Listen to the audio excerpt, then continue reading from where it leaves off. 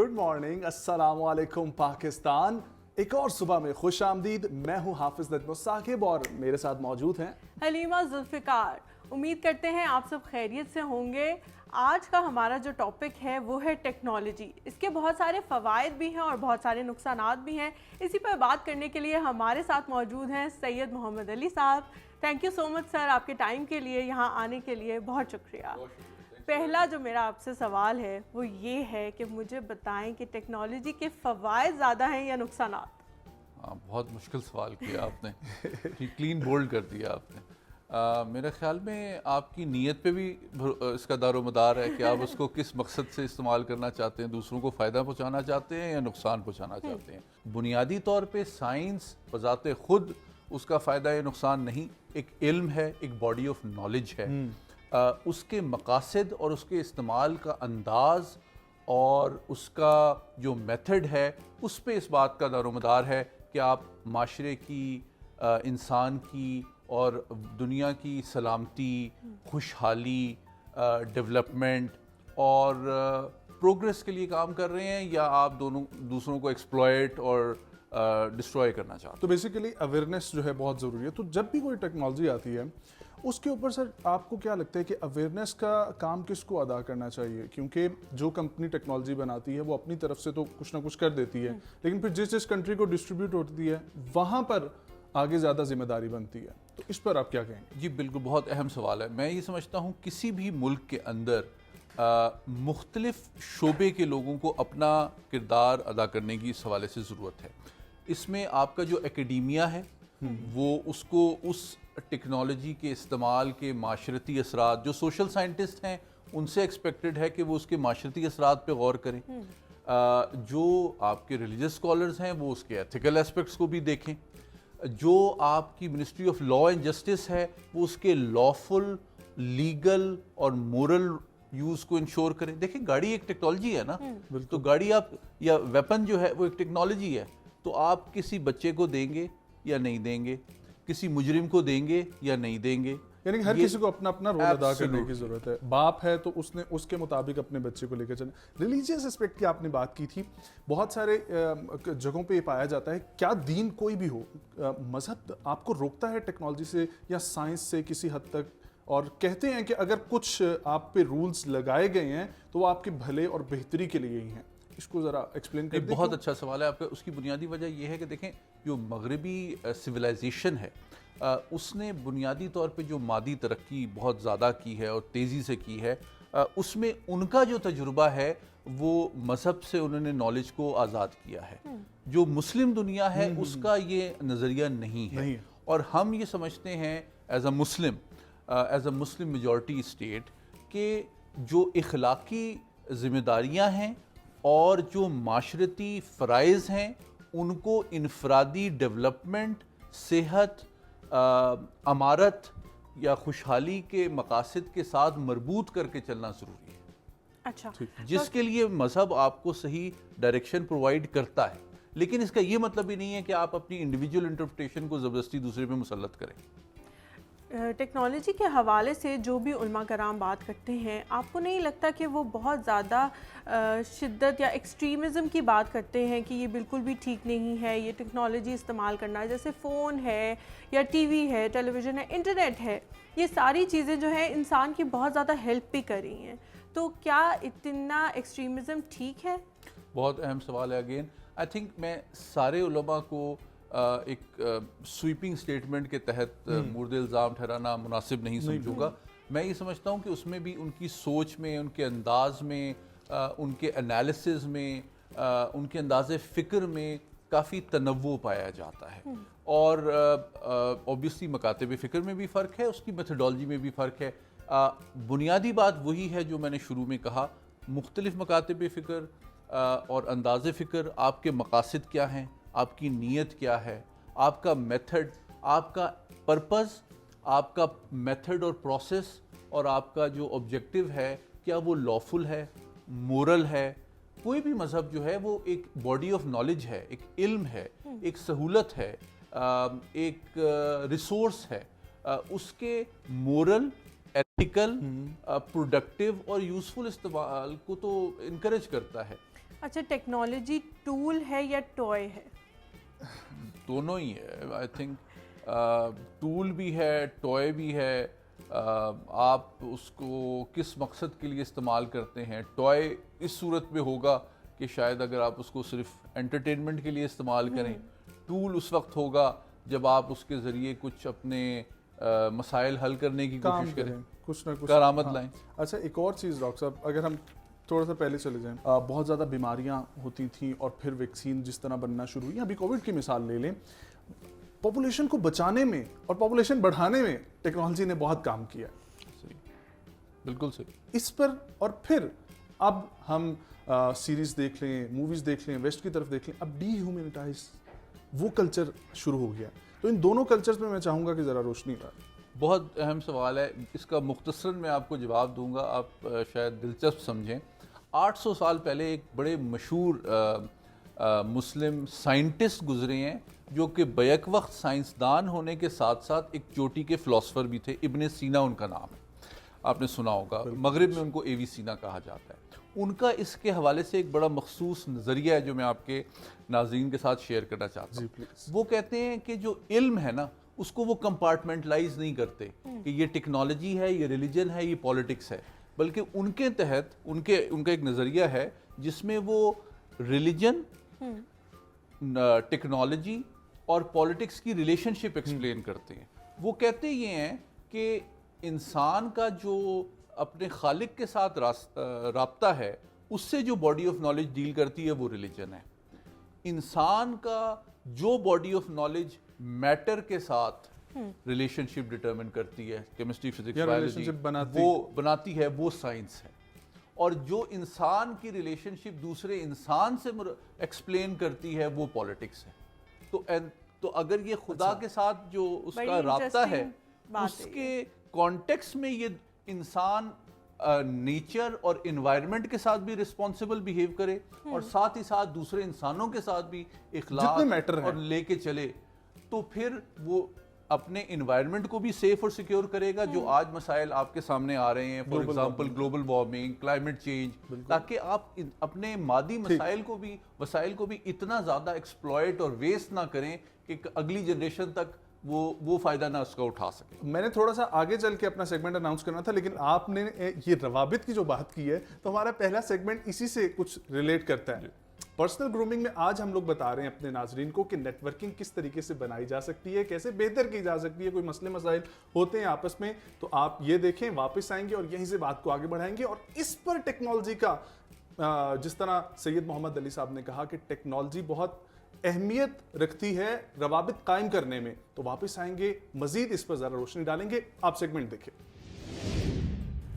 अस्सलाम वालेकुम, good morning, सुबह बखैर। मैं हूं आपका होस्ट फसीम मेहता और आज के एपिसोड में मैं आपके साथ बातचीत करूंगा अपना नेटवर्क और कम्युनिटी कैसे बनानी है।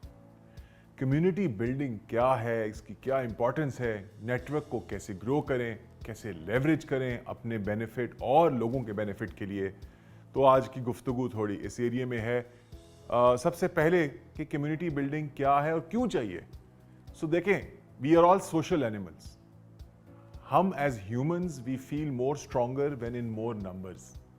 हम जितना भी आइसोलेट कर लें, ख़ास तौर पे कोविड ने और क्वारंटीन्स ने ये बात बारहा प्रूव की है कि अगर हम आइसोलेट होंगे तो हम वीक होंगे। अगर हम मतलब बहुत सारे लोगों ने ऑनलाइन घर से काम करना शुरू कर दिया, बहुत सारी चीज़ें नई हुई हैं हमारे लिए, जो चैलेंजेस थे जिनके लिए शायद हम लोग पहले रेडी नहीं थे। घरों में चाहे वो काम करने के हवाले से हो, चाहे बहुत सारे जो लोग आपके साथ रोज़ सुबह शाम उठते बैठते हैं, अब उनसे आप शायद एक साल से ना मिले हों, या रोज़ मिलते हों तो ऑनलाइन मिलते हों, पर वो वाली हमांगी, वो गुफ्तगू ना हो। जिनसे आप कभी कभी मिलते थे वो बिल्कुल ही फेड हो गए होंगे, वो डिस्टेंट से डिस्टेंट तरीन हो गए होंगे। जिनसे कभी कभी बात होती थी अब वो भी नहीं हो रही होगी। सो क्या होता है कि आपकी जो सेंस ऑफ बिलोंगिंग है वो आपसे छूट जाती है। तो कम्युनिटी बिल्डिंग बहुत इंपॉर्टेंट रोल है। कम्युनिटी बिल्डिंग आपके करियर की प्रोग्रेशन के लिए, आपके मेंटल हेल्थ के लिए, आपकी ग्रोथ के लिए, आपकी लर्निंग के लिए, आपके इन्फ्लुएंस के लिए और बिलखुसूस आपकी लीडरशिप के लिए एक बहुत अहम किरदार अदा करता है। या तो आप किसी कम्युनिटी का हिस्सा हो सकते हैं, बहुत सारी कम्युनिटीज़ का हिस्सा हो सकते हैं, या अपनी कम्युनिटी खुद क्रिएट कर सकते हैं। और कम्युनिटीज़ क्या होती हैं, उनके पीछे क्या होता है? उनके पीछे पर्पस होता है, कोई एक गोल, कोई एक मिशन होता है जो उसको ड्राइव करता है। कम्युनिटीज़ दफ्तरों में भी होती हैं, मोहल्लों में भी होती हैं, क्लाइमेट चेंज के लिए हो सकती हैं, रिमूविंग प्लास्टिक के लिए हो सकती हैं। कम्युनिटीज़ में बहुत काम होता है।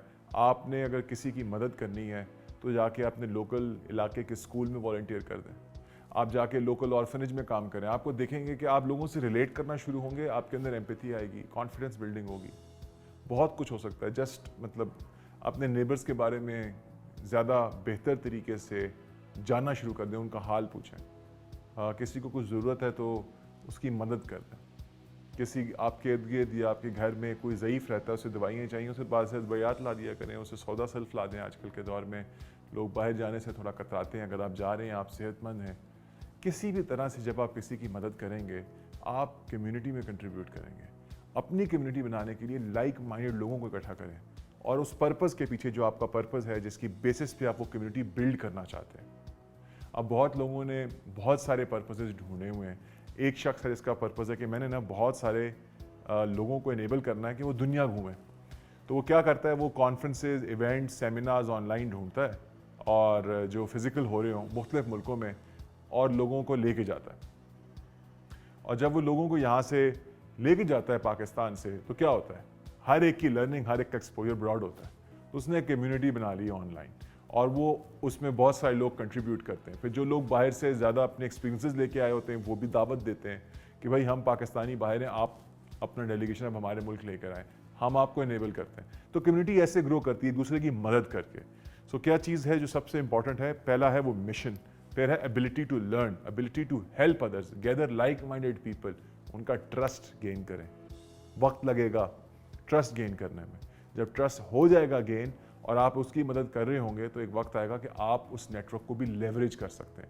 उन्हें मौका दें कि वो जाके इस कम्युनिटी को ग्रो करने में आपकी मदद करें और लोगों को लाके इनमें शामिल करें। उन्हें रिवॉर्ड दें उस कम्युनिटी को ग्रो करने के लिए। कम्युनिटी बिल्डिंग बहुत यंग एज से स्टार्ट हो जाती है। जब आप स्कूल में टीम्स में होते हैं, आप कॉलेज में या स्कूल में इलेक्शंस में और स्टूडेंट कम्युनिटीज़ में हिस्सा लेते हैं, आप कॉलेज के या स्कूल के एडिटोरियल बोर्ड पे, मैगजीन्स के एडिटोरियल बोर्ड पे बैठे होते हैं, आप एलुमनाई कम्युनिटी के अंदर एक हिस्सा बन जाते हैं, आप एक्टिवली एज एलुमनाई अपने इदारे के लिए काम करते हैं। जब आप दफ्तर में आते हैं तो बहुत सारी कम्युनिटीज़ होती हैं, बहुत सारी कमेटियाँ होती हैं।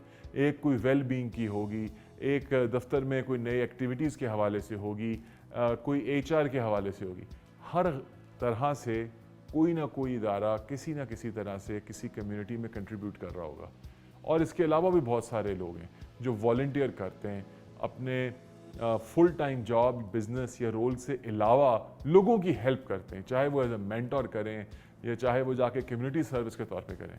ये सब चीज़ें क्या देती हैं? आपको सेंस ऑफ बिलोंगिंग देती हैं, आपको रिजिलियंस देती हैं कि मैं इतनी जल्दी नहीं हार मानूंगा, मैं इतनी जल्दी थकूंगा नहीं, मैं कुछ करना चाहता हूँ, मेरी ज़िंदगी का मकसद शायद अभी मुझे क्लियर नहीं है, मैं ढूंढ रहा हूँ, या अगर मुझे पता है मेरी ज़िंदगी का क्या मकसद है तो मैंने उसके पीछे भागना है।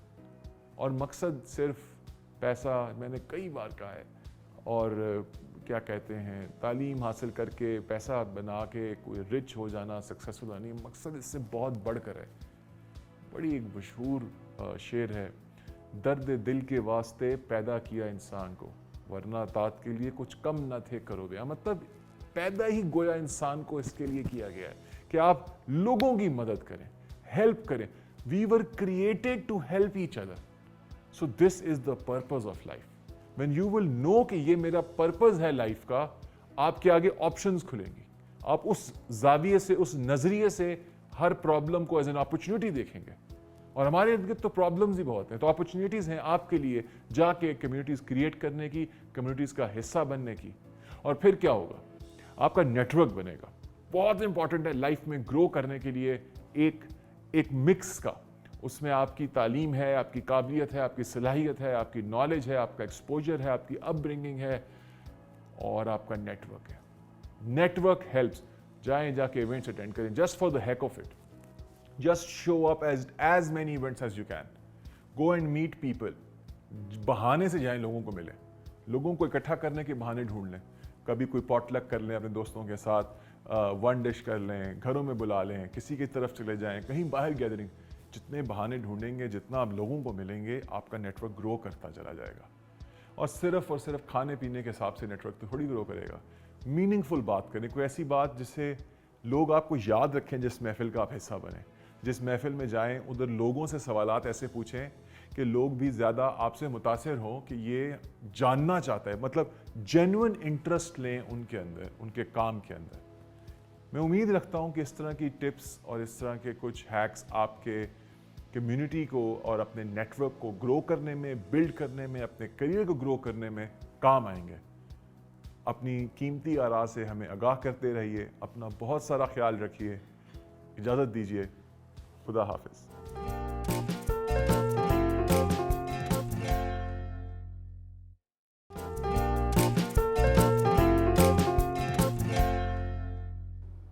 जी वेलकम बैक। उम्मीद है आपको सेगमेंट पसंद आया होगा। सेगमेंट को और अपने टॉपिक को आपस में रिलेट करते चलते हैं। मैं आपसे पूछूंगी कि टेक्नोलॉजी का सोसाइटी पे क्या इम्पैक्ट है? देखिए, हैरानकुन और प्रोफाउंड इम्पैक्ट है। लेटेस्ट जो ट्रेंड्स हैं, फॉर एग्जांपल आर्टिफिशियल इंटेलिजेंस और मशीन लर्निंग के हवाले से, तो आप देखें कि अब ऐसी गाड़ियां वजूद में आ रही हैं जो आपको खुद ही बता देती हैं कि मेरा ऑयल कब चेंज करना है, अच्छा हमारे टायर पुराने हो गए हैं, हमारे और प्रॉब्लम्स आ रही हैं, तो वो आपको खुद बता देती है। ये चीज़ें एक ज़माने में 10 साल पहले जहाज़ में होती थी। अच्छा, इसी तरह आप देखें कि आपके घर के अंदर कोई सिक्योरिटी सिस्टम है, तो वो आपको सिर्फ ब्रीच नहीं बताता कि कोई इंट्रूडर आ गया है, लेकिन कोई प्रॉब्लम आ रही है, किसी किस्म का मसला है, तो वो ऐसे सिस्टम वजूद में आ रहे हैं कि जो प्रॉब्लम सॉल्विंग के लिए आपको परेशान होने की ज़रूरत नहीं है। ठीक है, वो मशीन आपके लिए परेशानी मोल ले रहती है। लेकिन इसकी इम्प्लीकेशंस 3 बहुत इंपॉर्टेंट हैं जो मैं ब्रीफली आपसे शेयर करना चाहता हूँ। नंबर 1 ये है कि आपके माशरती राब्ते और रवैयों में एक बहुत बड़ी तब्दीली आ गई है, क्योंकि राब्ते बहुत बढ़ भी गए हैं और उसके ऊपर रियासतों और हुकूमतों का कंट्रोल भी कम हो गया है। अब इसका फ़ायदा भी है और नुकसान भी है। देखिए, इसकी सबसे बड़ी मिसाल ये है, पाकिस्तान के वज़ीर ख़ारजा ने अक़वाम मुत्तहिदा की जनरल असम्बली से ख़िताब किया और उसके बाद एक बहुत मशहूर टेलीविज़न चैनल को उन्होंने इंटरव्यू दिया। तो उनसे पूछा गया कि ये फ़लस्तीन की जो तहरीक है और गाज़ा में जो कुछ हो रहा है, इसको आप कैसे देखते हैं? तो उन्होंने बड़ी प्रोफाउंड एक बात की। उन्होंने कहा कि आप देखिए कि जो मगरबी मीडिया है और बड़े चैनल्स हैं, उनमें से बहुत से अपने माशी और सियासी मफादात की वजह से एक ख़ास पॉइंट ऑफ व्यू देते हैं और फ़लस्तीनी जो कंसर्न्स और ग्रीवेंसेस हैं उनको एडिक्वेटली स्पेस और टाइम नहीं देते। तो उसको कंपनसेट सिटीज़न जर्नलिज्म ने किया, उसको कंपनसेट सोशल मीडिया ने किया कि उन्होंने जो उन लोगों की आवाज़ और तस्वीरें और खाके और कंसर्न्स और आवाज़ें और सिस्कियां पूरी दुनिया तक पहुंचाई। ये टेक्नोलॉजी ने मोबो जर्नलिज्म दिया, पहले कॉन्सेप्ट नहीं होता था। बिल्कुल। और इससे किस तरीके से चेंज आ रहा है ये सभी लोग देख रहे हैं। और ख़ासतौर पर पाकिस्तान में आप देखिए ना, एंटरटेनमेंट भी हमारे लिए यहीं से बनती जा रही है, चाहे करंट अफेयर्स हों उसके अंदर भी। आपको एक छोटी सी बात मैं बताता हूँ। मेरी 13 साल की बेटी है, ठीक है, और मैं बड़ा निगलेक्टेड फील करता हूँ एज अ फादर कि मुझे अपने बच्चों को पढ़ाने का उतना मौका नहीं मिलता टेक्नोलॉजी की वजह से जितना मेरे वालिदैन को मिलता था। और उसकी सादी सी वजह यह है कि मैं उसे पूछता हूँ कि भाई कोई प्रॉब्लम है, पेपर्स आ रहे हैं, अगले हफ्ते से उसका एनुअल एग्जाम शुरू हो रहे हैं, भाई कोई चीज़ समझ नहीं आ रही, तो उसको वालिद साहब से पूछने की ज़रूरत नहीं है, उसको ट्यूटर की ज़रूरत नहीं है। तो अब वो जाएंगी यूट्यूब पे या इंटरनेट पे, कोई अच्छा लेक्चर सुनेंगी, प्रेजेंटेशन देखेंगी, उनका मसला सॉल्व हो जाएगा। मैं ये आपकी बात को इस तरह रिलेट करूंगा। कल ही मैं किसी का लेक्चर सुन रहा था, वो टेक्नोलॉजी से साहब थोड़ा सा मसले मसाइल पे ज़्यादा गौर करते थे।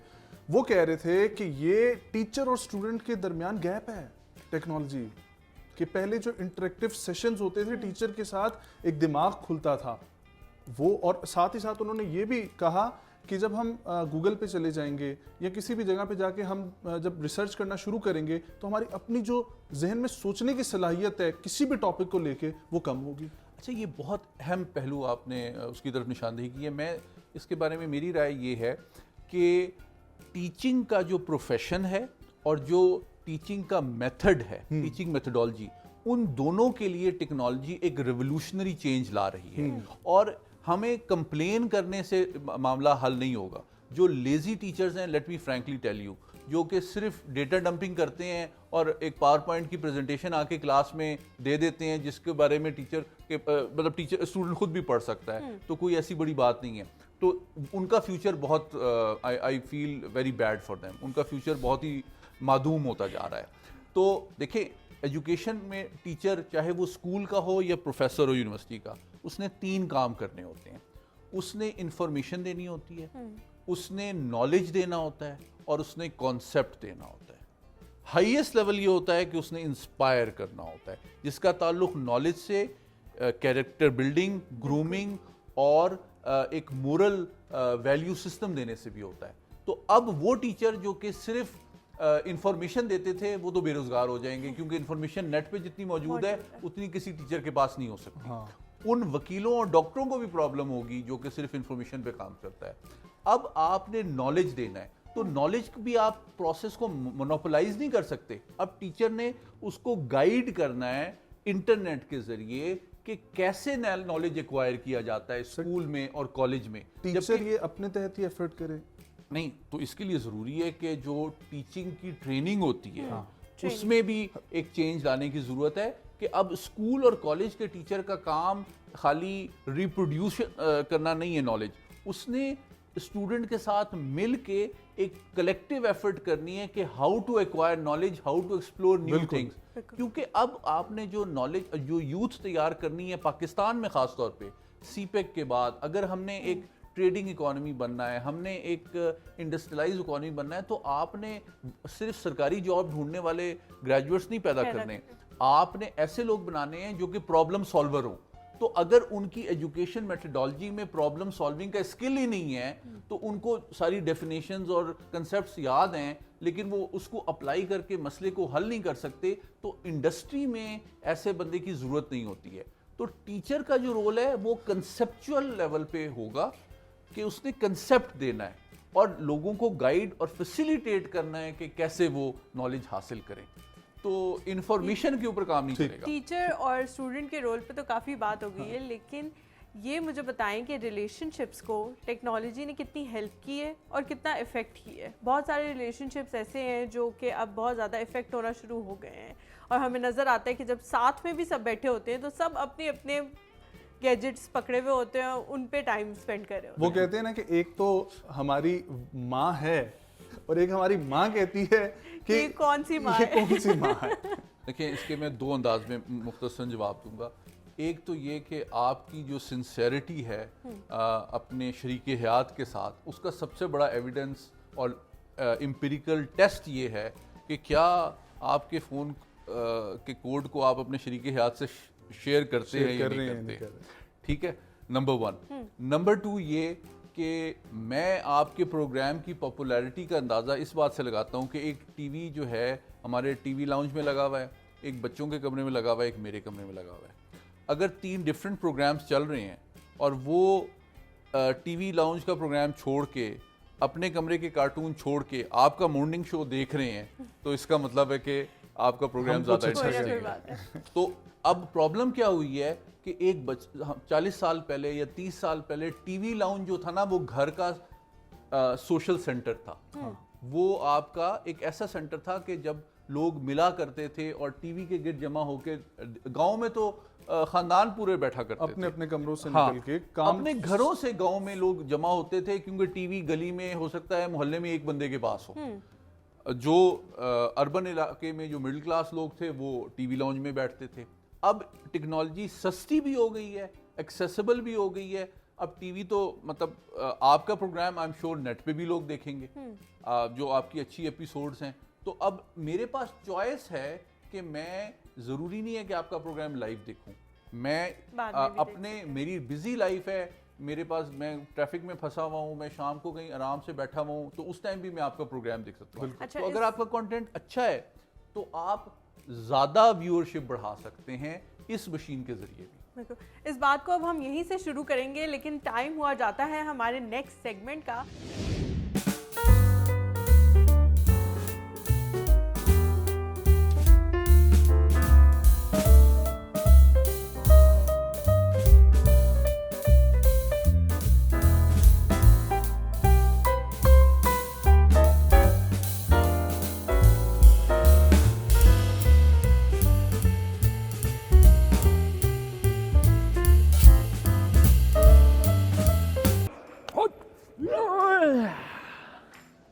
अस्सलाम वालेकुम जी, मैं हूं आकाश अहमद और आप देख रहे हैं don't become a victim fight back self defence series.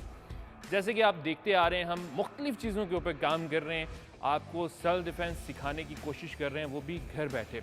हमने काफ़ी सारी चीज़ें कवर की, जिसके अंदर हमने प्रेशर पॉइंट्स बताए, हमने मोबाइल से सेल्फ डिफेंस किया, गन से किया। एक चीज़ रह गई थी कि जिसका हमने इस्तेमाल नहीं किया था, चाकू नाइफ। आपको पता होगा कि कुछ अर्सा पहले कराची के अंदर एक छुरा मार निकला था जो कि ख़वातीन के ऊपर हमला करता था चाकू से। पता नहीं उसके साथ क्या मसला था, लेकिन उसने काफ़ी सारी ख़वातीन को उसका निशाना बनाया। और लाजमी नहीं है कि ख़वातीन हो, ये कहीं ना कहीं छोटी मोटी लड़ाई में आपके साथ ऐसा हो सकता है। तो इसके भी बड़े सिंपल से मूव हैं जो कि हम आज उसकी प्रैक्टिस करने की कोशिश करेंगे, आपको सिखाने की कोशिश करेंगे कि आप घर बैठे किस तरह से इन चीज़ों की प्रैक्टिस कर सकते हैं। याद रखिए, गन को तो आपने छुड़ाना सीख लिया और मुझे उम्मीद है कि आपने उसकी प्रैक्टिस भी की होगी, लेकिन चाकू से जब कोई आपके ऊपर हमला करेगा तो उसको छुड़ाते वक्त हो सकता है कि वो आपको कट लगाए या आपको चोट पहुँचाए, क्योंकि वो एक नोकीली चीज़ होती है। आपको पता है, आपको डिफेंस करते हुए हाथ पे लग सकता है, फिंगर पे लग सकता है, आपकी बॉडी के ऊपर लग सकता है, लेकिन आप जिसके साथ डिफेंस कर रहे हो या छुड़वाने की कोशिश कर रहे हो, फिर आपको लग भी जाए तो आपने अपने आप को उसके सामने हारा हुआ नहीं मानना है या अपने आप को लूज़ नहीं कर देना, अपना कॉन्फिडेंस छोड़ नहीं देना है, क्योंकि अगर आप उसकी गिरफ्त में से निकल गए तो वो फिर आपकी जान भी ले सकता है, फिर आपने छीनना ही छीनना है। पहली बात तो ये कि मैं हमेशा से आपको ये बात बताता हूँ कि इन चीज़ों का इस्तेमाल आपने सिर्फ उस वक्त करना है जब आपकी जान के ऊपर बात हो। दुनिया में आपकी जान से कीमती कोई चीज़ नहीं है। आपको ये लगता है कि कोई चीज़ ड्रॉप करके आपकी जान बच सकती है तो लड़ने की ज़रूरत नहीं है आपको। मेरे साथ जीशान है। आज हम कुछ छोटी छोटी सी चीज़ें करेंगे। सबसे पहले आपको अगर यूँ कोई फ्रंट से नाइफ से अटैक करता है तो आप किस तरह से ख़ुद को बचा सकते हैं। जी जीशान, अटैक कीजिएगा। ये आया। सबसे पहले आप साइड पे हुए। अच्छा, मैं हमेशा से ये बात आपको सिखाने की कोशिश कर रहा हूँ कि कोई भी चीज़ जब आपको हिट होती है तो आपका सबसे पहला डिफेंस क्या होता है कि आपने उसकी रेंज में से, अगर कोई पंच मार रहा है, कोई आपको कोई भी चीज़ हिट कर रहा है, तो आप उसकी रेंज में से आउट हो रहे हैं। तो इस पर क्या हुआ कि जब ये जैसे ही नाइफ आया मेरे पास, तो सबसे पहले मैं इसकी रेंज में से आउट हुआ। ठीक है, अब रेंज में से आउट होने के बाद मैंने इस हाथ से इसको पकड़ा, टर्न किया, अपनी दूसरी लेग को उठा के इसकी बॉडी के सामने लेकर आया। ये वाला जो मेरा फ्री हैंड था, आपका लेफ्ट भी हो सकता है, राइट भी हो सकता है, इसको मैंने एल्बो के नीचे ज्वाइंट पर रखा। एल्बो के नीचे ज्वाइंट पर रखा और ज्वाइंट पर रखने के बाद दूसरे हाथ से मैंने अपने हाथ को ग्रिप किया, पकड़ा, और मैं अब यहाँ से जब जोर लगाऊंगा तो ये आप इसकी फेस के एक्सप्रेशन देख सकते हैं, और ये चाकू यहाँ से छूट जाएगा या इसकी हड्डी भी टूट सकती है। जी, अब इसको हम थोड़ा फास्ट करेंगे। यस, ये ओके। यस, दोबारा स्लो में, साइड पे हुए, पकड़ा, टर्न किया, लेग को उठाया, यहाँ से पकड़ा और पुश किया। यस, आई होप कि ये स्टेप आपको समझ आया होगा और आप इसकी प्रैक्टिस ज़रूर करेंगे। यस, सिचुएशन चेंज करते हैं। अब दोबारा आपको सामने इसलिए आ रहा है तो आप इसको दूसरी तरह से किस तरह से अपने आप को बचा सकते हैं। जी आए जी, ये आया। सबसे पहले तो हम पीछे हो रहे हैं, उसी तरह से पीछे होने के साथ मैं अपने इस हाथ को मारूंगा यहाँ पे और इस हाथ को मारूंगा नाइफ के ऊपर। ये यस, अगेन यस, सबसे पहले पीछे और ये, ठीक है, ये यहाँ पे हिट हो रहा है और ये यहाँ पे मार रहे हैं। अच्छा, ये थोड़ा सा डेंजरस है बानिस्बत दूसरे के, क्योंकि जब आप ऐसा करेंगे, अब जब ये नाइफ आया है तो हो सकता है उसकी पोजीशन ऐसे हो या ऐसे हो या दोनों साइड से उसकी धार हो, तो आपको हाथ पे लग भी सकती है। लेकिन आपने कोशिश ये करनी है कि जब ये आपका हिट हो रहा है, आप यहाँ पे कलाई पे या इस जगह पे जब मार रहे हैं तो दूसरे हाथ को आप फिंगर्स के ऊपर ही टच कर रहे हैं। Okay, yes. अच्छा, इसके साथ हम सिचुएशन चेंज करने की कोशिश करेंगे। ये तो हो गया हमारे दूसरा स्टेप। अब दोबारा फिर सामने से अगर चाकू आ रहा है तो हम क्या कर सकते हैं, अपने आप को पीछे किया, उसी तरह से एक्स बनाया हैंड का। अच्छा, आप ये देख रहे हैं कि मैं हाथ नीचे लेके जाने से पहले क्या कर रहा हूँ, अपनी बॉडी को पूरा आउट कर रहा हूँ। ये आ रहे हैं, जितना मेरी तरफ बढ़ रहे मैं अपने आप को पीछे कर रहा हूँ इसको हम एक्स शेप कहते हैं। अपने क्रॉस का आपने एक्स बनाया, क्रॉस बनाया, यस, रोका। रोकने के बाद आपने क्या किया, यहाँ से दोनों अंगूठे रखे और टर्न किया। टर्न करने के बाद ये जो जॉइंट है इसके ऊपर हमने ज़ोर डाला। ज़ोर डालने के बाद आप यहाँ पे, अब ये ज़ोर की वजह से वो बैठ गए, अगर ना भी बैठें तो आप यहाँ पे जॉइंट पे किक मार सकते हैं। किक मार के बिठाएंगे, चाकू गिरफ्त में आ गया, यहाँ से आप पंच कर सकते हैं या जॉइंट के ऊपर आप हिट कर सकते हैं। जी, दोबारा फास्ट करेंगे थोड़ा, यस, ओके, यस। अच्छा, अब सिचुएशन हम चेंज करते हैं। हमने सामने से प्रैक्टिस की, अब हम ऊपर से करने की कोशिश करते हैं। जी, क्योंकि कहीं से भी अटैक हो सकता है, आपको कोई ऊपर से मार सकता है, कोई साइड से हमला कर सकता है। जी जिशान, अगर ये ऊपर से आ रहा है नाइफ, तो सबसे पहले आपने अपनी बॉडी को पीछे किया, फेस को पीछे किया, मैं डाउन हुआ। अच्छा, ये स्टिक के साथ भी है, ये कोई भी चीज़ आपके सर पे हिट हो रही है तो ये वाला जो आपका गोश्त वाला हिस्सा होता है इसको आप सर के ऊपर रखते हैं, ठीक है। इसके ऊपर, क्योंकि गोश्त के ऊपर जब लगता है तो गोश्त फट जाता है, वो आप दर्द बर्दाश्त कर सकते हैं। हड्डी के ऊपर अगर आपको लग जाए कोई भी चीज़ तो हड्डी टूट जाती है। तो इसी तरह से जैसे थाई आपकी होती है, इसके ऊपर अगर मारा जाए तो गोश्त फटता है, लेकिन आप वो दर्द बर्दाश्त कर लेते हैं। अच्छा, ये बाजू रखने का भी एक तरीका होता है। आपने बाजू बिल्कुल यहाँ नहीं रखना है, ठीक है, सर के पास ऐसे नहीं रखना है। अगर कोई स्टिक है या कोई भी चीज़ है तो वो आपके सर के ऊपर यहाँ से आगे लग सकती है। और ये अगर नाइफ़ है, मुझे दीजिएगा, अगर ये नाइफ़ है तो ये हाथ अगर यहाँ पर है तो ये यहाँ से ये लग जाएगा आपके सर के ऊपर। इसकी भी पोजीशन ये है, जी करें, सबसे पहले आप अपने सर को, बॉडी को पीछे लेके जा रहे हैं और ये हाथ मुझसे दूर है, ताकि अगर ये इस तरह करने की कोशिश भी करें तो ये इसमें ना आए। यहाँ से मैंने इसको पकड़ा, उसी हाथ से जिससे मैंने रोका था उसी हाथ से मैंने पकड़ा। अब मैं अपनी बॉडी को लेके जा रहा हूँ आगे, दूसरे पाँव को आगे लेके जा रहा हूँ और इस हाथ को मैं रख रहा हूँ यहाँ पे। अब ये यहाँ से बेंड हो रहा है और इसको मैं ये कर रहा हूँ, ठीक है, यहाँ से ये आ गया, ठीक है। चाकू हमने निकाल लिया। ये नाइफ के अटैक कर रहे हैं या जिस भी चीज़ से हम अटैक कर रहे हैं तो जॉइंट्स को पकड़ रहे हैं। जहाँ पे भी लॉक लगा रहे हैं जॉइंट्स के ऊपर काम कर रहे हैं। जॉइंट्स के ऊपर हम ऑपोजिट साइड से प्रेशर डालते हैं, ठीक है। अब ये तो ऑलरेडी यहाँ पे मुड़ रहा है बाजू, ठीक है। अगर जहाँ पे ये मुड़ नहीं सकता, अल्लाह ताला ने आपके जिस्म के अंदर ऐसे ही फ्लेक्सिबिलिटी या सिस्टम नहीं रखा है कि ये बाजू वापस पीछे चला जाए, जॉइंट से वो आगे की तरफ ही आ सकता है, तो उस जॉइंट के ऊपर हम जोर लगाते हैं और प्रेशर डालते हैं। वहाँ से प्रेशर डाल के हम अपने आप को ऐसी सिचुएशन में से बचाने की कोशिश करते हैं।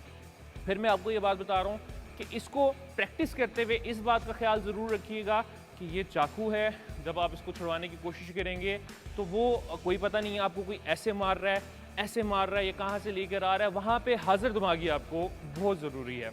मुझे उम्मीद है कि आज का ये जो हमारा सेगमेंट है इसको देख के आप प्रैक्टिस ज़रूर करेंगे। और मुझे बड़ा अच्छा लगता है कि जब आप मुझे कहते हैं कि जी हमें इस चीज़ के बारे में बताएं या इस चीज़ के बारे में बताएं, तो मुझे इंतज़ार रहेगा कि ऐसी कौन सी सिचुएशन के बारे में आप जानना चाहते हैं। इंशाल्लाह फिर हाज़िर होंगे एक नई टेक्निक लेके और एक नई सिचुएशन लेके। तब तक जुड़े रहें हमारे साथ। अल्लाह हाफिज़।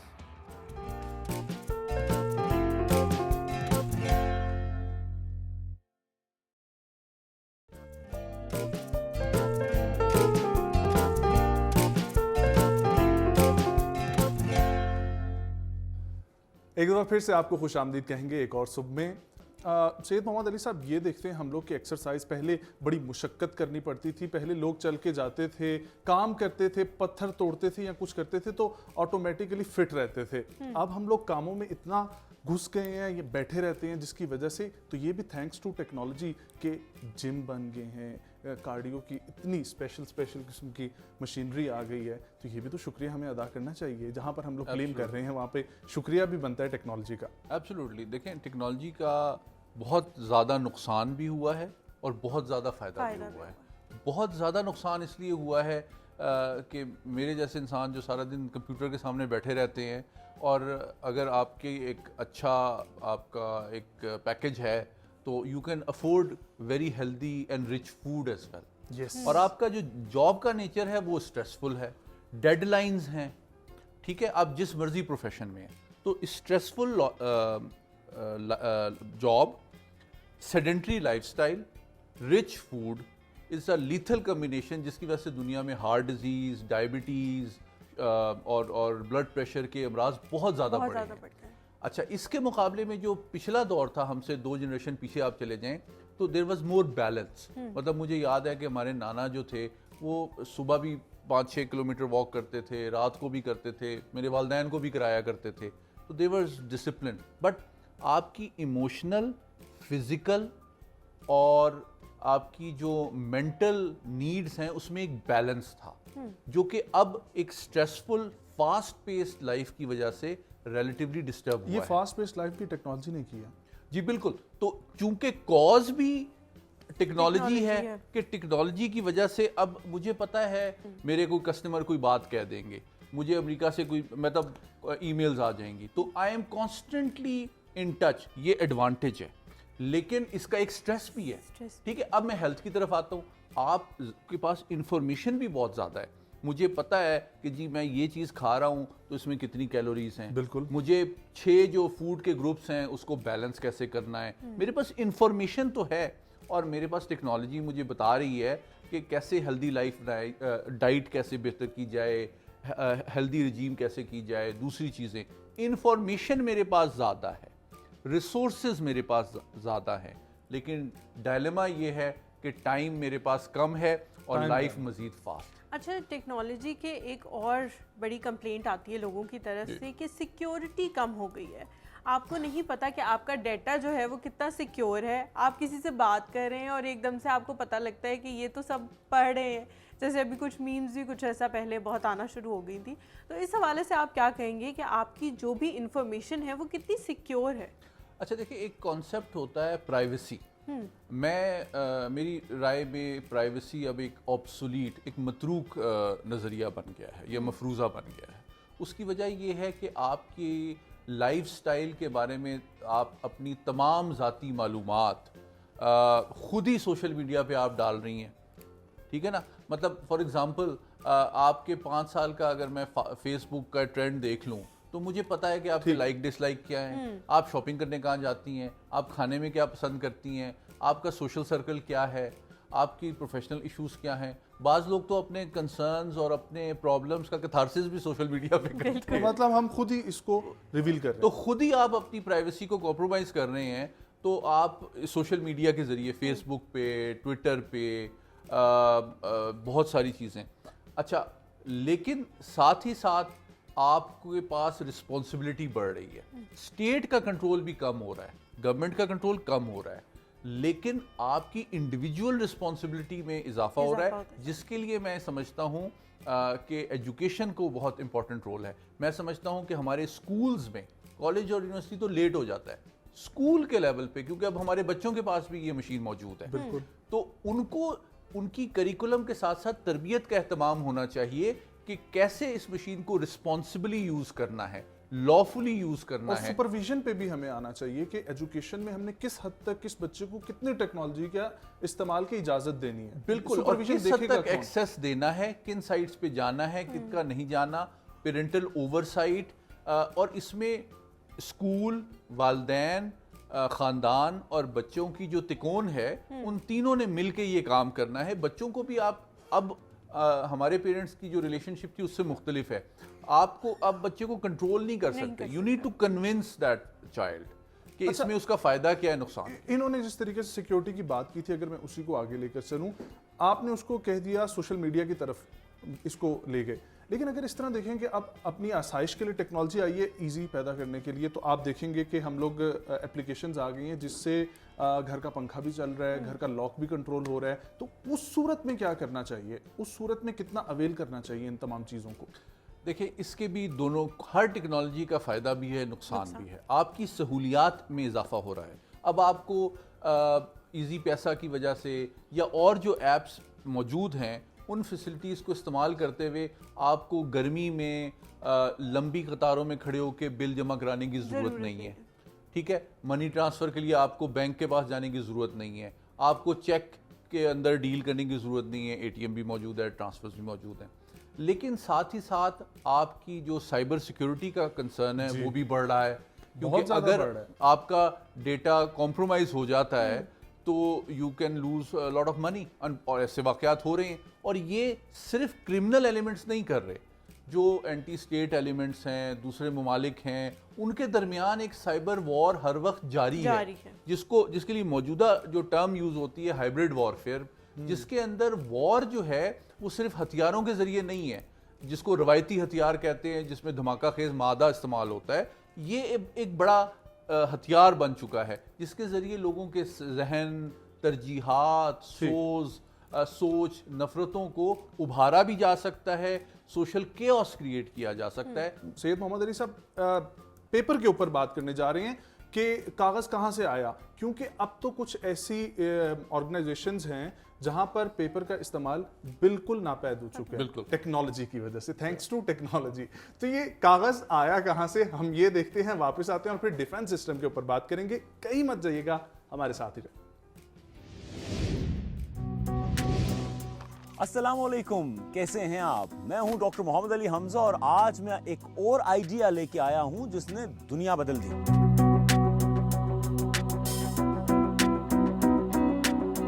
इंसान ने जब लिखने का फन सीख लिया तो वो इस तलाश में लग गया कि अब ये जो लिखने का फन है इसे महफूज कहाँ किया जाए, यानी लिखा कहाँ जाए। इसी तलाश में इंसान ने मिट्टी की तख्तियों पे लिखना शुरू किया। मिट्टी की तख्तियाँ पुरानी कदीम जो हैं वो आर्कियोलॉजिस्ट ने ढूंढी हैं। उसके बाद इंसान ने पहाड़ों की दीवारों, चट्टानों की दीवारों पे लिखना शुरू किया और आज उनके निशानात और आसार जो हैं वो आर्कियोलॉजिस्ट ने तलाश किए हैं। साथ ही साथ इंसान ने जानवरों की खाल को भी इस्तेमाल किया लिखने के लिए, और जानवरों की खाल को लिखने के लिए इस्तेमाल करने का अमल जो है वो कई सदियां कायम रहा इंसानी तारीख में। लेकिन इंसान इस जुस्तजू में था कि कोई ऐसा तरीका या कोई ऐसी इजाद की जाए जो हल्की फुल्की सी हो, जिसको बनाना आसान भी हो, जिसकी प्रोडक्शन हो सके, जिसके ऊपर टेक्स्ट लिखा जा सके और वो टेक्स्ट ज़्यादा से ज़्यादा लोगों तक पहुंचाया जा सके। और इंसान की इसी खोज और इसी तलाश के नतीजे में आखिरकार ईजाद हुआ पेपर। जी हाँ, कागज़। कागज़ इंसानी दुनिया की वो ईजाद थी या वो आइडिया था जिसने इंफॉर्मेशन फ्लो के अंदर कलीदी किरदार अदा किया। यानी कि अगर कागज़ ना होता तो शायद मालूमात की मिकदार जो है वो महदूद रहती और महदूद लोगों तक रहती, लेकिन कागज़ की वजह से इंसानी ज़िंदगी में जो मालूमात और इंसान ने तजर्बात से जो सीखा, उसे जब लिखना शुरू किया कागज़ के ऊपर, और तो वो खाली लिखा नहीं, उसको बहुत से लोगों तक पहुंचाया। सो कागज़ की इंपॉर्टेंस आप समझ सकते हैं। तो हम ये कह सकते हैं कि कागज़ यानी paper is an idea that change the world. Cyperus papyrus बुनियादी तौर पे एक कसीफ यानी थिक कागज़ नुमा पौधा था और उसके पत्तों पे लिखा जाने लगा। कदीम मिस्रियों ने काफ़ी अरसे तक इस साइप्रस पपायरस पे लिखा, मतलब तहरीर किया। लेकिन साइप्रस पपायरस का प्रॉब्लम यह था कि वो महंगा था, उसकी प्रोडक्शन महंगी थी, यानी उसे इस काबिल बनाना कि उसके ऊपर लिखा जाए, उसको इस काबिल बनाने का जो प्रोसेस था वो बहुत एक्सपेंसिव था। ये एक मसला था। और दूसरा मसला ये था कि उसकी प्रोडक्शन बड़ी महदूद थी, उसकी अवेलेबिलिटी बहुत महदूद थी। और फिर क्या था, जो इंसान चाहता था कि उसकी मालूमात ज़्यादा से ज़्यादा लोगों तक पहुँचे, वो मकसद हासिल नहीं हो रहा था। तो only the rich people like Kings, बादशाह, उमरा, सिर्फ वही इसे इस्तेमाल कर पाते थे और इन अवाम जो है, जिन्हें हम आम इंसान भी कहते हैं, उन तक मालूमात नहीं पहुंच पाती थी। तो फिर क्या हुआ, इंसान अपनी जुस्तजू और खोज में लगा रहा और आखिरकार 200 ईस्वी में चीन, मशरकी चीन में हैन डायनेस्टी के एक अफसर जिनका नाम चाय लू था, उन्होंने मौजूदा कागज़ जो है उसे ईजाद किया।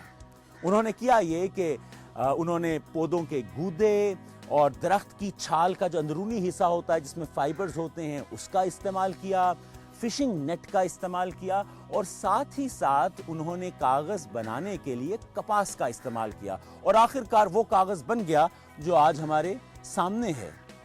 लेकिन चीन ने अपनी ये मालूमात जो हैं वो पूरी दुनिया तक नहीं पहुंचाई। कहते हैं कि जब चाय लू ने ये कागज़ बनाने का तरीका इजाद किया, दरियाफ्त किया कि प्रोसेस क्या है, तो हैन डायनेस्टी ने ये मालूमात सिर्फ फौज तक महदूद रखी। और आपको पता है कि जब इंफॉर्मेशन महदूद रखी जाती है तो उसका मकसद ये होता है कि आपकी सुप्रीमेसी कायम रहे, ताकि बाकी दुनिया जाहिल रहे और हम इल्म की बदौलत सुप्रीम हो जाएं।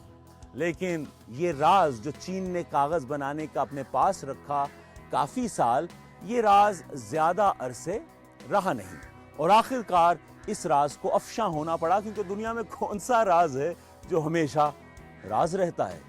लगभग 500 साल तो चीनियों ने कागज बनाने का जो एक तरीका जो है इजाद किया था उसको राज रखा, लेकिन 751 ईस्वी में टेल्स के मकाम पे जो मौजूदा किर्गिस्तान है वहां पे चीनी फौज का मुकाबला हो गया और उस मुकाबले में चीनी फौज हार गई और हारने की वजह से उनके बहुत ही अहम और टॉप जो 9 जनरल्स थे उनमें से 2 कैद हो गए जीतने वालों के पास। अब वो जीतने वाले कौन थे? वो मुसलमान अफवाज थी। और क्या हुआ कि वो जो 2 हाई रैंक अफसरान जो हैं, जब वो कैद हुए जंग हारने की वजह से, तो उनसे ये राज उगलवाया गया कि कागज कैसे बनाया जाता है। और आखिरकार कागज बनाने का तरीका मुसलमानों तक पहुंचा और फिर समरकंद में जाके पहली कागज की मिल कह लें या कागज प्रोड्यूस करने का प्रोसेस कह लें या फैक्ट्री कह लें, वो समरकंद में लगाई गई।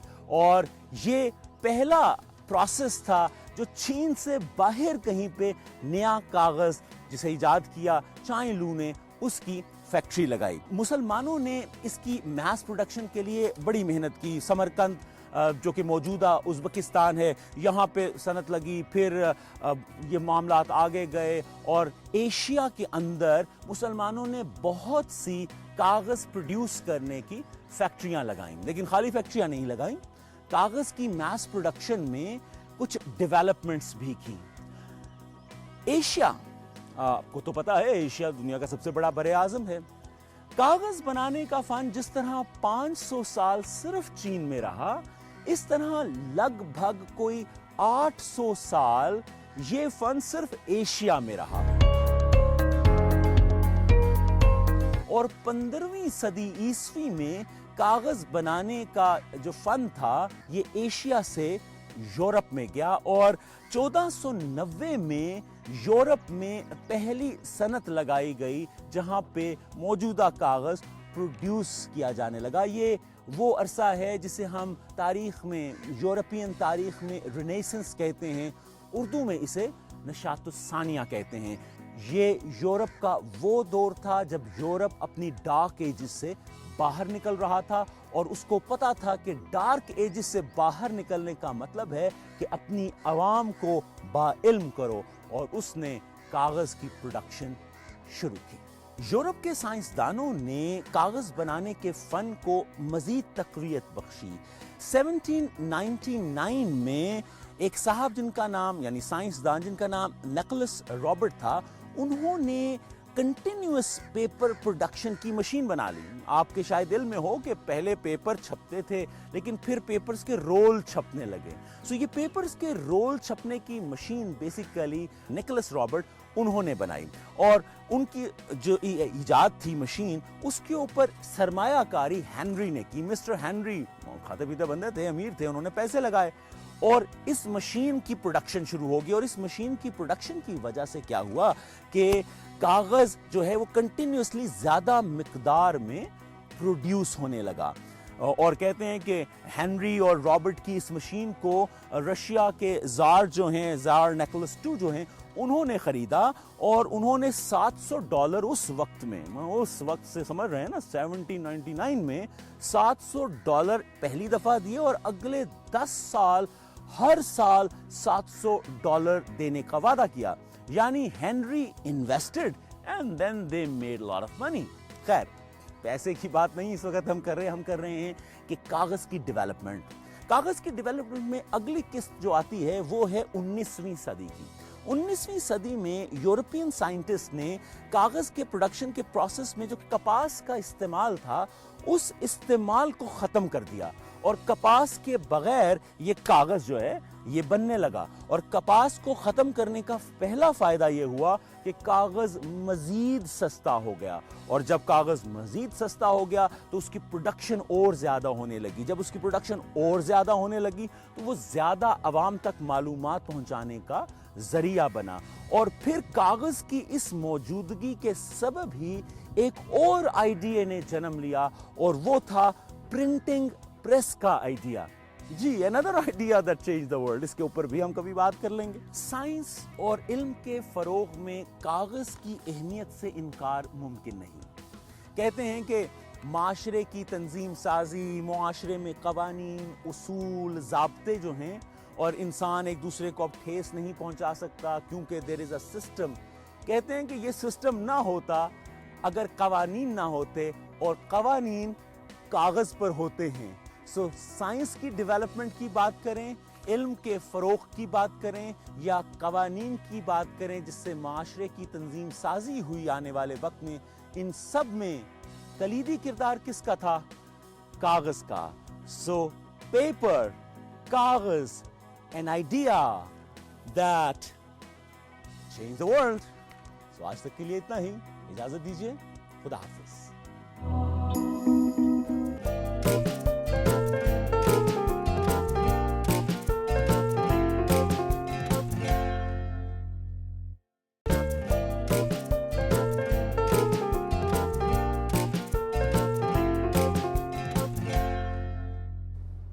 जी वेलकम बैक। ब्रेक पे जाने से पहले डिफेंस सिस्टम की आपने बात की थी। आप ये बताएं कि टेक्नोलॉजी ने डिफेंस सिस्टम डेवलप करने में कितनी हेल्प की है दीगर ममालिक को, हमें भी इंक्लूडिंग, कि बहुत सारे ऐसे ममालिक हैं अभी भी दुनिया में जो इतने सेफ फील नहीं करते क्योंकि उनके पास इतनी टेक्नोलॉजी नहीं है जितनी बाकी के ममालिक के पास है। अच्छा, डिफेंस की अगर हम बात करें, दिफा की, तो इसके बारे में मेरा व्यू थोड़ा सा मुख्तलिफ इस तरह से है कि दो एतबार से। नंबर वन ये कि इंसानी तारीख़ का सबसे बड़ा अलमिया ये है कि पूरी इंसानी तारीख़ जितनी रिकॉर्डेड है उसमें इंसान ने जितनी एफ़र्ट और इन्वेस्टमेंट दफ़ाई मामलात में की, हथियार बनाने में की, उतनी इंसान की खुशहाली, तरक्की और अमन के लिए नहीं की। ये एक अनफॉर्चुनेट आयरॉनिकल रियलिटी है। दूसरी बात ये है कि जो टेक्नोलॉजी है वो बहुत इम्पॉर्टेंट क्रिटिकल फैक्टर है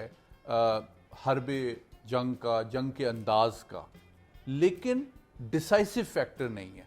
उसका सबसे बड़ा एविडेंस जो है अभी रिसेंटली अफ़गान वॉर है कि 20 साल में दुनिया की तारीख की सबसे बड़ी सुपर पावर जिसके पास सबसे ज़्यादा टेक्नोलॉजी थी, उसने जितनी हार्ड पावर और जितनी टेक्नोलॉजी यूज़ की और $2 ट्रिलियन से ज़्यादा उसने वॉर पे स्पेंड किया, जो कि दूसरी जंग अजीम की टोटल कॉस्ट से ज़्यादा है। इतना हथियार और टेक्नोलॉजी उसने वहाँ फूंक दिए, लेकिन एक पसमानदा माशरे के चंद लोगों को वो कायल नहीं कर सके, सरनिगू नहीं कर सके। तो इसका मतलब ये है कि टेक्नोलॉजी का भरपूर और बेजा इस्तेमाल आपको कामयाब नहीं बनाता दिफाई हिकमत अमली के लिए, लेकिन कितना पावरफुल बनाता है। उसका मोहतात इस्तेमाल यूज़फुल होता है। तो दैट इज़ वाई इंसान का जो इरादा है, इंसान की जो सोच है, इंसान का जो नज़रिया है, वो टेक्नोलॉजी से ज़्यादा पावरफुल है। अलबत्ता सोशल मीडिया के ज़रिए, इंटरनेट के ज़रिए माशरती रवैयों, सोच को तब्दील करने का जो काम है, उसकी भी एक स्ट्रेटेजिक सिग्निफिकेंस है कि आप कैसे दूसरे लोगों की जहन साजी कर सकते हैं, और इसकी कोशिश होती है। और आई थिंक इंटरनेशनल मीडिया का एक इसमें कॉन्टेक्स्ट है। और अगर मैं if you allow me to briefly say, देखिए दुनिया की जो 5 बड़ी पावर्स हैं जो कि इत्तेफाक से अक़वाम मुत्तहिदा की परमानेंट मेंबर हैं सिक्योरिटी काउंसिल की, उन सब के इंटरनेशनल चैनल्स हैं। और मैं मुबारकबाद देता हूँ कि आपने एक बड़े अच्छे और इंटरेस्टिंग और इंफॉर्मेटिव चैनल का आगाज़ किया है, क्योंकि आपको पाकिस्तान का ओरिजिनल कॉन्फिडेंट प्राउड पर्सपेक्टिव दुनिया के सामने देना चाहिए। हमें दूसरों को कॉपी नहीं करना चाहिए, दूसरों की वैल्यूज़ को, दूसरों के कल्चर को, दूसरों की सोच को। आपका एक ओरिजिनलिटी में प्राइड होना चाहिए। मगरबी दुनिया के जो चैनल्स हैं वो अपनी वैल्यूज़, अपने रवायात, अपने मफादात की तरवीज करते हैं। अब माशाल्लाह 74 साल के बाद पाकिस्तानी कौम के अंदर ये एहसास जाग चुका है कि उनकी अपनी शनाख्त, उनकी अपनी हमीयत, उनके अपने अंदर इतना एतमाद होना चाहिए कि आप अपनी वैल्यूज़, अपनी तारीख और अपनी रवायात के बलबूते पे दुनिया की आंखों में आंखें डाल के इखलाक से और लॉजिक से दुनिया को कायल कर। चलें, आपने पाकिस्तान की बात की तो फिर आपसे जान लेते हैं कि पाकिस्तान टेक्नोलॉजी में कहाँ पर स्टैंड करता है। हम मुख्तलिफ टेक्नोलॉजीज़ में मुख्तलिफ जगह स्टैंड करते हैं, लेकिन चूँकि मेरा ताल्लुक़ जिस फील्ड से है, अगर मैं कहूँ कि न्यूक्लियर फील्ड के अंदर हम आई एम प्राउड कि दुनिया की 193-94 जो रियासतें हैं, हम दुनिया की उन 7-8 रियासतों में हैं जिन्होंने इस टेक्नोलॉजी को मास्टर किया है, ना सिर्फ for peaceful purposes but also to ensure our national security. हम आई डोंट नो आपके नाज़रीन कितना जानते हैं, पीसफुल पर्पसेस में चाहे आपकी लेटेस्ट अजनास हों कपास की, उनकी हाई यील्ड डेवलपमेंट में न्यूक्लियर टेक्नोलॉजी का रोल है। पाकिस्तान में 18 कैंसर रिसर्च हॉस्पिटल्स काम कर रहे हैं पाकिस्तान एटॉमिक एनर्जी के तहत, जिसमें तकरीबन 8 लाख कैंसर पेशेंट्स का हर साल इलाज किया जाता है। नंबर 3, आप अब माशाल्लाह हम बहुत बड़े रिएक्टर्स लगा रहे हैं, 1400 मेगावाट आप पहले पैदा कर रहे हैं और अब आप 2200 मेगावाट के लिए 2 नए रिएक्टर्स की तरफ जा रहे हैं। और ये जो टेक्नोलॉजी है ये चीप है as compare to hydrocarbon thermal energy से, ये चीप भी है, इसका अवेलेबिलिटी फैक्टर ज़्यादा है, यानी कि वो ज़्यादा देर तक चलता है रिएक्टर। और नंबर 3, उसकी जो कॉस्ट ऑफ प्रोडक्शन है एनर्जी की वो सस्ती भी है। और नंबर 4, ये क्लाइमेट चेंज और इन्वायरमेंट के हवाले से कार्बन इमिशन भी नहीं करती। तो ये कुछ एग्जांपल्स हैं। साथ ही साथ लेकिन ज़रूरत इस बात की है कि हमारी जो बाकी माशरती शोबे हैं उनके अंदर भी टेक्नोलॉजी का बेहतर इस्तेमाल किया जाए और हमारी एकेडेमिया, यूनिवर्सिटीज़ और हमारी एग्रीकल्चर और इंडस्ट्री को इंटीग्रेट किया जाए, ताकि जिन चीज़ों पे रिसर्च यूनिवर्सिटी में हो रही है वो प्रैक्टिकल, टाइमली और अफोर्डेबल सॉल्यूशंस ऑफर करें हमारी एग्रीकल्चर और इंडस्ट्री के मसाइल को हल करने में। वो तो कहते हैं ना कि टेक्नोलॉजी जब आई दुनिया में आसानी पैदा करने के लिए, लेकिन इस पे हमने नेगेटिव एस्पेक्ट्स पे भी बात की है।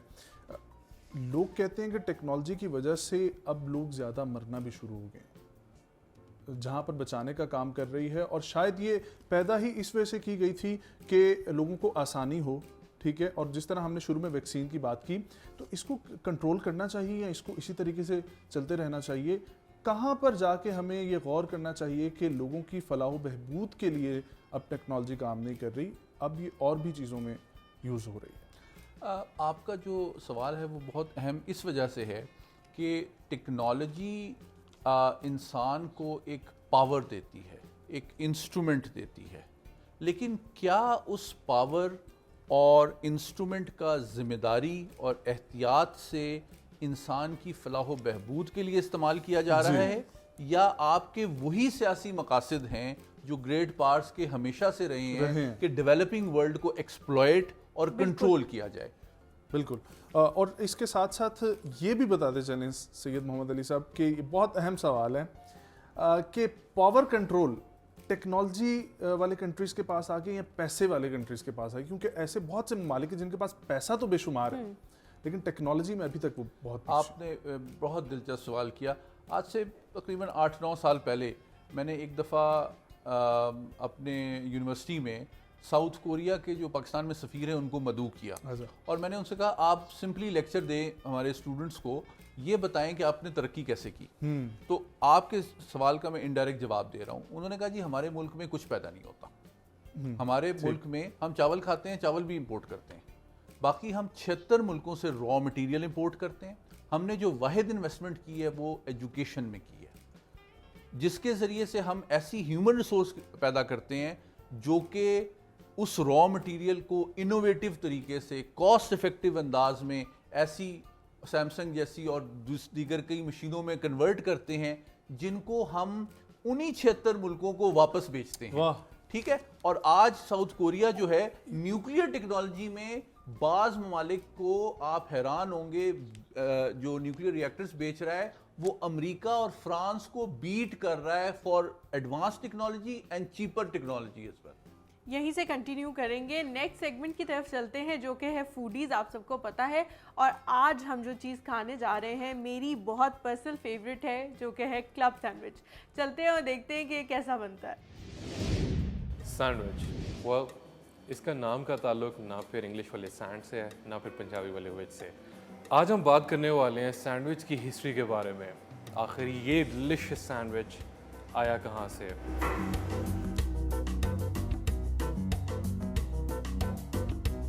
18th सेंचुरी में John Montagu the Earl of Sandwich, ये सैंडविच जो है वो बेसिकली एक इंग्लैंड में जगह है, उसका नाम है, और वहाँ का जो भी अर्ल होता था वो उसको अर्ल ऑफ सैंडविच कहा जाता था।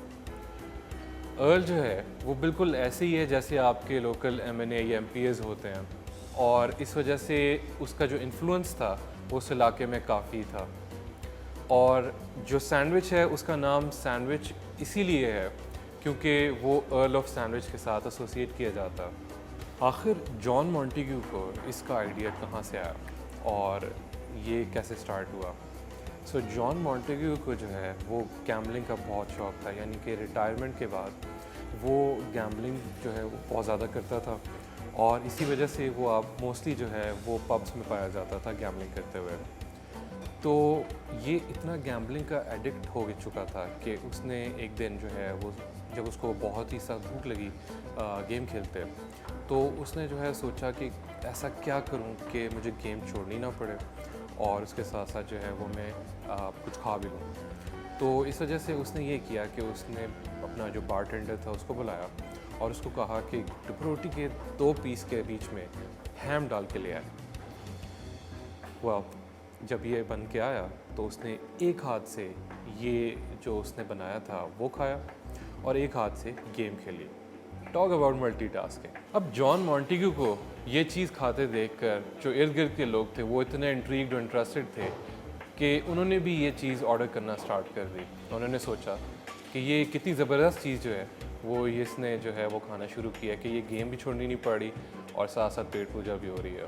इसी तरह लेते लेते उस पब से बाहर जो है ये बात फैलना शुरू हुई और शहर में ये बात इतनी पॉपुलर हो गई कि ये खाने की चीज़ बनाना ना सिर्फ इतना आसान है बल्कि आप इसके अंदर कोई भी चीज़ डाल सकते हैं। 2 ब्रेड के पीस लें और इसके अंदर कोई भी चीज़ जो है वो स्टफ़ करें तो आपके पास एक स्नैक तैयार हो जाती है। अब उस टाइम के ऊपर जॉन मॉन्टेग्यू को बिल्कुल इस बात का नहीं था कि ये एक इतनी फेमस स्नैक जो है वो बन जाएगी, इतना कि ये इस शहर में भी पॉपुलर हो जाएगी बल्कि दीगर ममालिक में जो है वहाँ तक ये बात चली जाएगी। और ये इसकी पॉपुलैरिटी जो है वो ज़्यादा तब हुई जब ये डिफरेंट इवेंट्स के ऊपर और डिफरेंट पार्टीज़ के अंदर एज अ स्नैक सर्व करना स्टार्ट हो गए।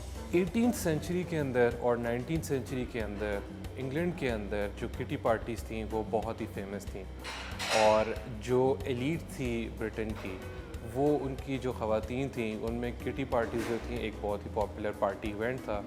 उनकी अपनी जो भी सहेलियां थी, जो उनकी फैमिली मेम्बर्स थी, वो सब इकट्ठे होके ओकेजनली जो है वो पार्टीज़ करती थी, और ये एक छोटी सी टी पार्टी होती थी। और ये जो सैंडविच है ये उस टी पार्टी का एक बहुत ही एसेंशियल आइटम बन चुका था ना। एक पब से लेकर एलीट तक का ये सफ़र यहाँ तक ख़त्म नहीं होता, बल्कि इसको थोड़ा सा पीछे हिस्ट्री में प्रीडेट भी किया जाता है। कहा यह जाता है कि ये एसेंशियली जॉन मॉन्टेग्यू का ओरिजिनल आइडिया नहीं था, बल्कि जॉन मॉन्टेग्यू क्योंकि ब्रिटेन नेवी में एक जनरल था, तो इस वजह से during his travels and adventures वो डिफरेंट ममालिक में जो है वो बाई सी ट्रैवल करता था। अब अपनी ट्रैवल एडवेंचर्स के दौरान ही केम अक्रॉस द मेडिट्रेनियन, जहाँ पे उसने लोगों को ये एक चीज़ खाते हुए देखा कि वो एक पीटा ब्रेड के फॉर्म में उसके अंदर मीट जो है उसको स्टफ़ करके खाते हैं।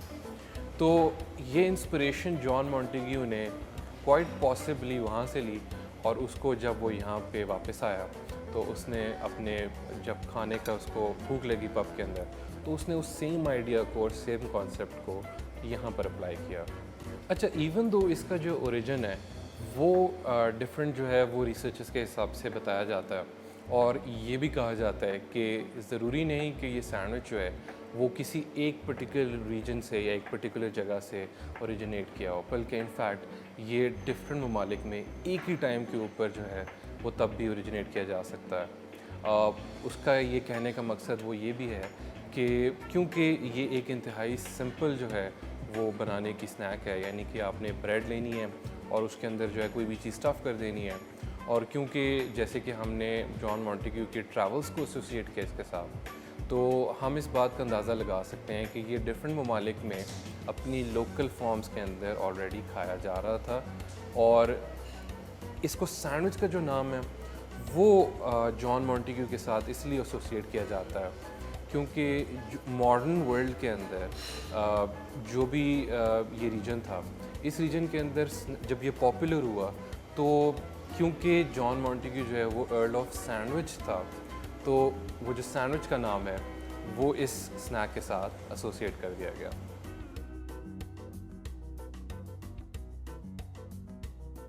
भाई सैंडविचेस जो हैं वो मेरे भी एब्सोल्यूट फेवरेट हैं, और वो इसलिए क्योंकि ये इंतहाई डाइवर्स किस्म की स्नैक है। आप इसको किसी भी चीज़ के साथ बना सकते हैं। एसेंशली आपको ब्रेड के 2 पीस चाहिए और वो किसी किस्म की भी ब्रेड हो सकती है, और आप उसके बीच में किसी किस्म की भी स्टफिंग कर सकते हैं, चाहे वो आपके पिछले दिन के लेफ़्ट ओवर्स हों, या वो बीफ हो, वो मटन हो, वो चिकन हो, फ़िश हो, या सिर्फ वेजिटेबल्स हों, ये आप पे डिपेंड करता है। और आपको इसके अंदर कोई भी चीज़ डालेंगे तो आपको ये सैंडविच मिल जाएगा। जैसे कि मैंने मेंशन किया कि सैंडविच जो है वो किसी भी तरह बनाया जा सकता है। इसका एसेंशियल जो पार्ट है वो ब्रेड है, तो ब्रेड जो है वो भी इसमें डिफरेंट टाइप्स की यूज़ की जा सकती है। फॉर एग्ज़ाम्पल जैसे प्लेन ब्रेड है, इसी तरह ब्राउन ब्रेड है, मल्टीग्रेन ब्रेड है, सारडो ब्रेड है, और कुछ लोग जो है वो इसको मिल्क ब्रेड में भी बनाते हैं।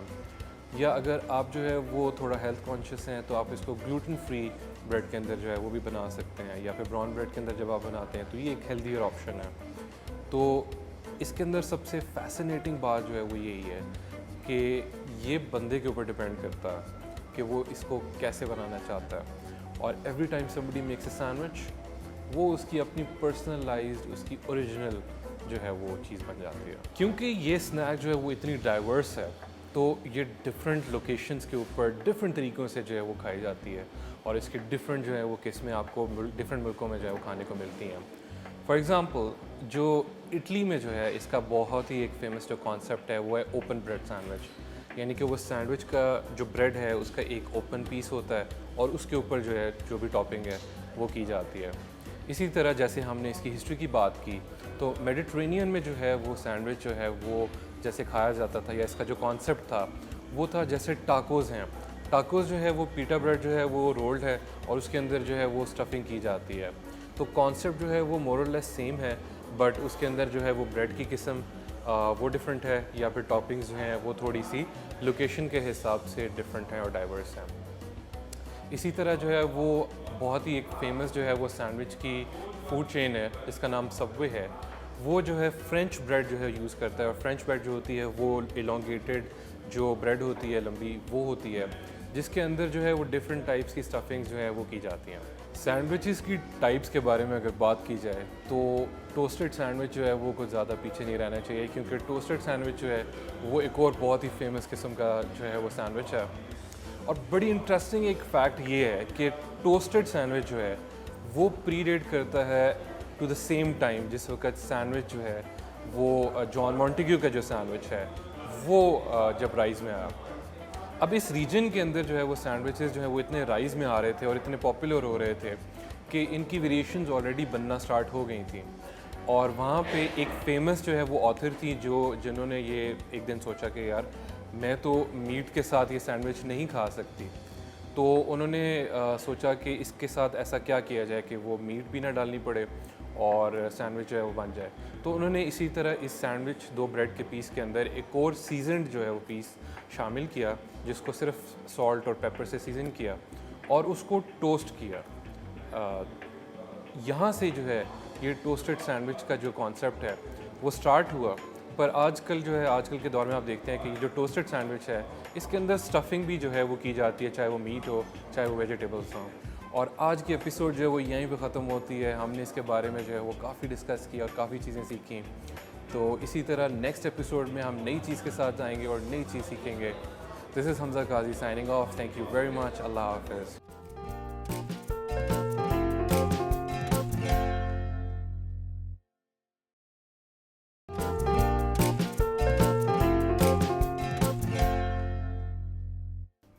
जी welcome back to the show. Program का एंड जो है वो इख्तिताम मैं एक लाइटर नोट पे करना चाहूँगी। आपसे एक सवाल है मेरा बड़ा मज़े का कि अगर टेक्नोलॉजी एक दिन ख़त्म हो जाए तो फिर क्या होगा, कैसे ज़िंदगी गुजारेंगे, क्योंकि हम इतने आदी हो चुके हैं टेक्नोलॉजी के कि क्या करेंगे उसके बाद। आई थिंक बहुत मुश्किल सवाल है, लेकिन इमेजिनेशन को थोड़ा स्टिर करते हुए मैं समझता हूँ कि इंसान की जो ग्रेटेस्ट स्ट्रेंथ है अनलाइक एनी अदर स्पीशी, वो उसकी फ्लेक्सिबिलिटी है। जिस तरह टेक्नोलॉजी में तब्दीली आई है वैसे वैसे इंसान के अंदाज़े ज़िंदगी, अंदाज़े फ़िक्र में भी तब्दीली आई है। तो मैं समझता हूँ कि इंसान का मैटर, मादे और नॉलेज से जो ताल्लुक़ है उसकी रिलेशनशिप जैसे चेंज होगी टेक्नोलॉजी के आने से, जाने से या तब्दील होने से, मैं ये पुरुमीद हूँ कि इंसान अपने रवैये को बदलता रहा है और बदलता रहेगा। अलबत्ता मैं एक सॉर्ट ऑफ वार्निंग ये देना चाहता हूँ कि टेक्नोलॉजी की डिपेंडेंस के साथ साथ इंसान मैटर पे बहुत डिपेंडेंट हो गया है और अपने रिश्तों में, अपने इखलाकियात पे मैं समझता हूँ कि थोड़ा सा उसका फोकस कम हो गया है। और ये बैलेंस बरकरार रखने के लिए अपने रिश्तों को, अपने ख़ानदानों को, अपनी रवायात को, अपनी इखलाकियात को, अपने नज़रियात को ज़रूरी है कि हम नॉलेज को तो इस्तेमाल करें लेकिन साथ ही साथ अपने इखलाक का, अपने किरदार का साथ रखें। बहुत शुक्रिया सैयद मोहम्मद अली साहब हमारे साथ मौजूद थे, director centre for aerospace and security studies. बहुत बहुत शुक्रिया सर आपके वक्त का। एक और सुबह की पूरी टीम को, हलीमा को, मुझे दीजिए इजाज़त। कल मुलाकात होगी एक नए टॉपिक, एक नए गेस्ट के साथ और इंटरेस्टिंग से सेगमेंट्स के साथ। टिल देन अल्लाह हाफ़िज़।